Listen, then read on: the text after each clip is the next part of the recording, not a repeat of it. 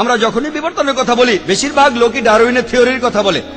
আর Charles Darwin সমুদ্র ভ্রমণ করেছিলেন বিগল নামে একটি জাহাজে, আর তিনি গ্যালাপাগোস নামে একটি দ্বীপে গিয়েছিলেন।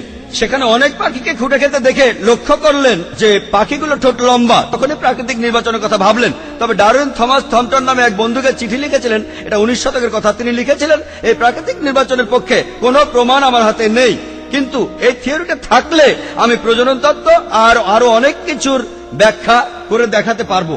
ডারউইনের থিওরি আসলে প্রমাণিত সত্য নয়, এটা শুধুই একটা থিওরি। আর আমি আমার লেকচারে খুব পরিষ্কার করে বলেছি, কোরআন কোন থিওরির বিপক্ষে যেতে পারে, কারণ থিওরিতে পথ বদলাতে পারে, তবে কোরআন কোন প্রতিষ্ঠিত সত্যের বিরুদ্ধে যাবে না। আর স্কুলে থাকতে আমাদের শেখানো হয়েছে ডারউইনের থিওরি একটা বৈজ্ঞানিক সত্যি, এটা ঠিক নয়। এই থিওরির পক্ষে কোনো প্রমাণ নেই, এখানে অনেক ফাঁক আছে। আর কেউ কেউ তাদের বন্ধু বা সহকর্মীদের সাথে ঠাট্টা করে একথাও বলে, তুমি যদি ডারউইনের সময় পৃথিবীতে থাকতে তাহলে তার থিওরিটা প্রমাণ হয়ে যেত। আসলে বলা হচ্ছে তাকে দেখতে বাদরের মতো।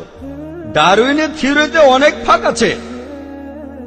আর আমি মানুষের পূর্বপুরুষদের কথা জানি, হোমিনিডরা, দাল্লুসি, অস্ট্রালোপিথেকাস, আর তারপরে হোমো ইরেক্টাস, নিয়ানডার্থালম্যান, ক্রোম্যাগনন। আরো জানতে চাইলে আমার ভিডিও ক্যাসেট দেখেন। মলিকুলার বায়োলজিতে ফ্রান্সিস ক্রেগের কথা অনুযায়ী এটা একেবারে অসম্ভব যে পৃথিবীতে মানুষ বাঁদর থেকে এসেছে।